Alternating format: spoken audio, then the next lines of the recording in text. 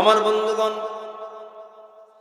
তাহলে ঈমান শুধু নামাজ নয়, ঈমান শুধু রমজান মাসের রোজা নয়, ঈমানটা কিন্তু প্রতিবেশীর সঙ্গে জড়িত আছে।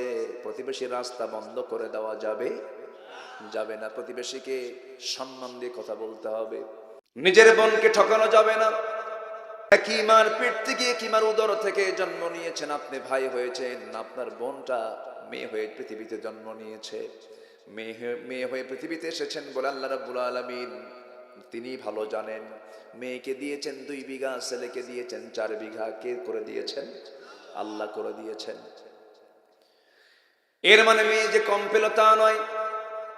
মেয়েদের আয় আছে কিন্তু ব্যয় নাই, কিন্তু পুরুষের আয়ও আছে, ব্যয়ও আছে। মেয়েদের আয় আছে, ব্যয় নাই। কারণ মেয়ের সকল দায়িত্ব পালন করবে বাবা, না হলে স্বামী, না হলে ভাই, না হলে ছেলে।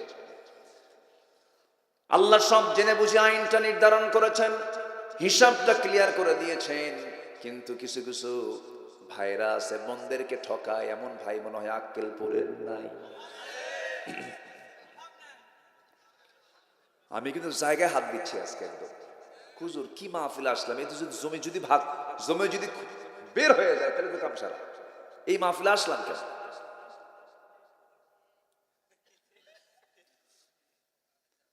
আমার বন্ধুগণ, বোনকে সম্পত্তি না দিয়া তাল বাহানা করে। মাঝে মাঝেই বোন আসে, লজ্জায় কিছু বলতে পারে না।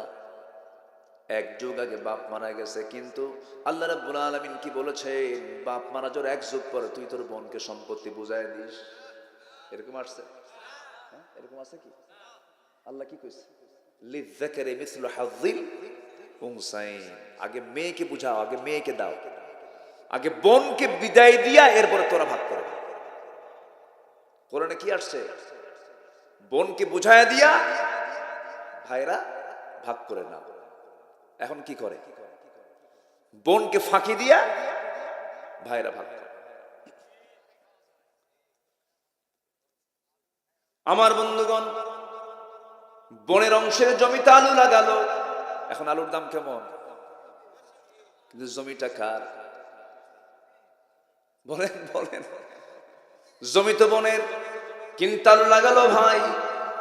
10 বছর 12 বছর ধরে আলু লাগায়, আর সে আলুগুলো কোল্ড স্টোরেজে রাখে। টাকাগুলো জমা করে আবার বলল, হুজুর 3 বার হজ করছে, তোর হজের 14টা বাজাবে আল্লাহ।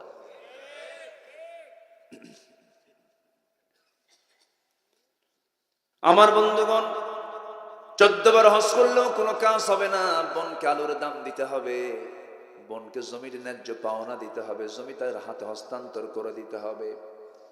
বাপের 3টা ভাই, একটা গামছা বাবা ঘাড়ে রেখে গেছে, ঘাড়ে একটা গামছা থুইয়া মারা গেছে। 3টা ভাই বাবার 3 টুকরা করে 3 ভাইকে বুঝাইয়া দিতে হবে। এটা ইসলাম, এটা ঈমান। এটা কি বলেন? ঈমান।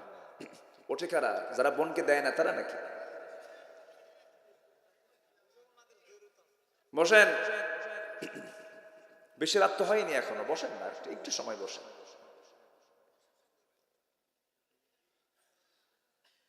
আমার বন্ধুগণ, বুকটা ফেটে যায়, বুকটা ফেটে যায়।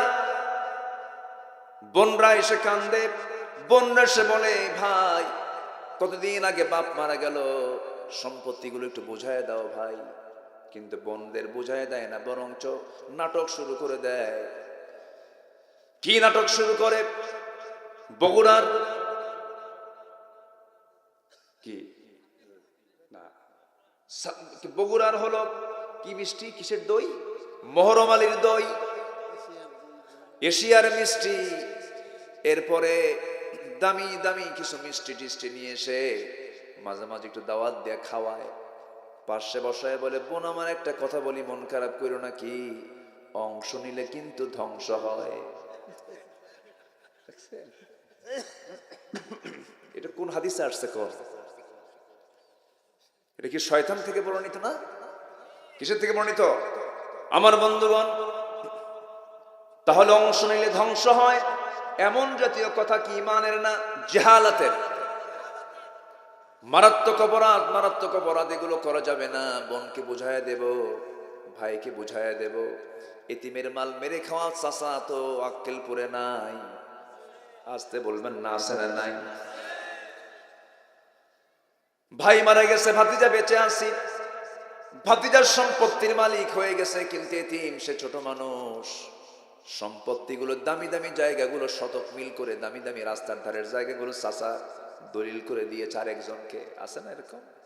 আপনি টেকনিক করে এগুলো মারতেছেন, আল্লাহ টেকনিক করে আল্লাহ আপনাকে জাহান্নাম দিয়ে দিবে।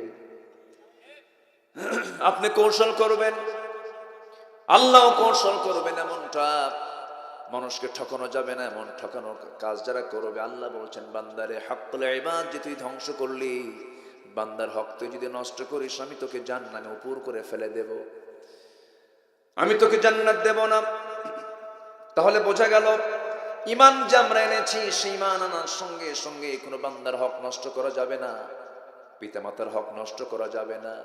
এমনও সন্তান আছে নিজের বাপকে থাপড়ায়, আছে না? বাপকে থাপ্পড় মারে বুড়া মানুষ। রুরাল একদম তৃণমূল পর্যায়ে চেয়ারম্যান সাহেবরা বাস্তব সাক্ষী, অনেক কিছুই তারা দেখেন। সেদিন আপনাদের বগুড়ায় সারিয়ে কান্দে একটা মাহফিল ছিল, পাশে আমার চেয়ারম্যান বসা। চেয়ারম্যান মহোদয় হঠাৎ করে তিনি আমাকে বলছেন, হুজুর কিছুক্ষণ আগে একটা সংবাদ আসলো, কি নিজের সন্তান নিজের মাকে মাটিতে ফেলে দিয়া বটি দিয়ে জব করেছে। চিন্তা করেন কেন? পরে শোনা গেল সম্পত্তির লোভ, মার নামে কিছু জমি আছে, সেই জমিগুলো সন্তান বারবার চাই, দেয় না, মাকে তো সে খুন করে ফেলেছে। আমার বন্ধুগণ, এই যে অসামাজিক কাজগুলো, এই সমস্ত দৃশ্যগুলো আজকে আমরা দেখতে পাচ্ছি, এই দেখার অন্যতম কারণ হলো জাতি মুসলমান আজকে কোরআন থেকে কাছে না দূরে দূরে। আমার বন্ধুগণ,